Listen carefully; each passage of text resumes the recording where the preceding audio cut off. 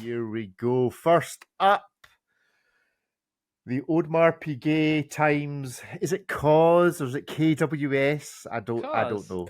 KAWS Royal Oak Concept Tourbillon Companion Watch. Why is it a companion watch? Ariel, tell us a little bit about this. So, Audemars Piguet, through its Royal Oak Concept Collection, has done a collaboration with the American artist known as KAWS, KAWS, who began as one of the many sort of what they call street artists doing graffiti style art, went into sort of combined pop culture toys, made it big amongst collectors, and now makes $200,000 plus tourbillons. This is not his first sort of rodeo with watches. I think that began with Icopod about a decade ago. And this watch is kind of interesting in a way. It's titanium, basically all titanium, all gray, and it looks like his signature character is stuck inside of it. This character is called Companion or a Companion or the Companion. I'm not sure. And his little X, which I guess represents the dead eyes, are the eyes as well as small markers in the screws, or actually the bolts along the bezel. This is one of sort of Audemars Piguet's many forays into modern art, trying to say, hey, it's not a watch, it's an exclusive design item that means you're hip. And so I understand it from that perspective. Has a tourbillon, and there's sort of these peripheral hands for the hours and minutes that are the same shape, but or the same size, but sort of have slightly different shape. Not very clear which is the hours and the minutes, but doesn't really seem to matter. It's interestingly done for what it is. It's very easy to make fun of. I don't know how creepy it is to have this strange guy looking at you. But what I like about it is that fun of it. It seems to be the watch that KAWS, his name is Brian, made for himself, rather than just sort of like some third party doing it. So that he did it, I think, for me, is the most interesting part of it. Cool. Right. Well, let's give it a hit, a miss, or a maybe. 1, 2, 3, go. Hit, maybe. I think this is pretty cool, but that's not going to stop me ruining it for everybody. Okay, now, I admittedly, not everybody that's kicking about is a farmer, but those of you that might be farmers, the face on this watch is, to me, a little too resemblant of what you see when you're standing behind a bull cow, looking up its spine, and I can't unsee that. So, yeah, I'm sorry. While the watch is a hit, I really like that it's not. It doesn't, although it's got a lot on it, it doesn't seem too fussy. It doesn't seem to be overdone, but it still looks like a farm animal from behind. Ripley, you gave it a maybe? Yeah, I gave it a maybe. I think there's a lot of things that are kind of cool about it.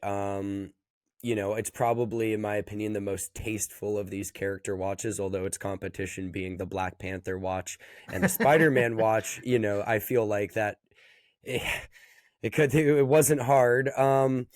It reminds me of the collaboration that KAWS did with Nike on the Air Jordan 4s, which were like all gray with these kind of subtle design elements of his on there.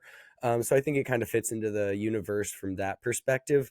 The thing that ruined it for me, I think it's cool. Like, don't get me wrong. If you were going to give me an AP and I was going to wear it and enjoy it, and it was going to be one of these, character concept pieces, this is the one I'd want to have. I think it's pretty unique, and I think the design details are fairly tastefully implemented. But an Instagram account added a couple things to the hands of this, and I just can't get that picture out of my mind. So it's a maybe for me. I mean, if you guys want to hunt around on Instagram, I'm sure you'll find what I'm talking about, but it puts some adult things in its hands, and you can go take it from there. I think it's cool. I think for what AP is trying to do of like wearable art, I think this sort of, it does sort of check both boxes, and it does earnestly feel like something that exists in both brands' worlds. So, by far is it not the worst AP we've seen recently.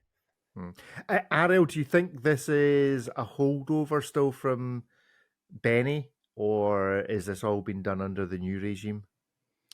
It's hard to say. I don't know what the production time of things like this are, but I'm guessing this is a holdover because they had to do a lot of new engineering, and anytime new parts need to be made, I just know it takes forever. So I think this is something that the new management probably inherited.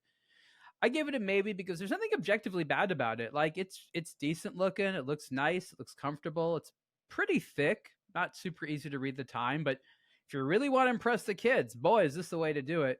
Maybe because it's not that thrilling. It's very expensive. For me, some people see certain things. When I see those eyes, I just think of Roadkill. Like every Roadkill cartoon I've ever seen is like this.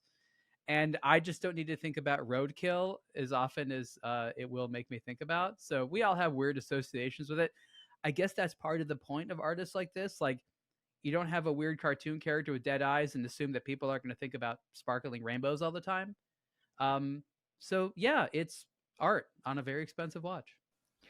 Yes, so I think of one thing, Ripley thinks of another, Ariel's thinking of a third thing. Guy, does this watch make you think of something else too? So I saw someone on Instagram mock it up with a Hublot logo, and it makes me think of a Hublot when I look at it. But I don't know. I quite like the hour and minute hands. I think that's clever. And I don't like that watch anyway.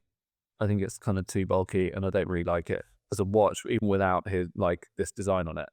I don't like the superhero ones. And it's a maybe because there's something quite cool about it, and I quite like it. But I feel it's like a bit like Dad at a disco, if you know what I mean. It's like Ariel said, like all the kids will come up to you and think it's cool, but they won't because it's like an AP, and that's not the AP. Like if it was a G-Shock and he did the same kind of thing and it was like 500 quid, I'd get it and I'd get who it was for.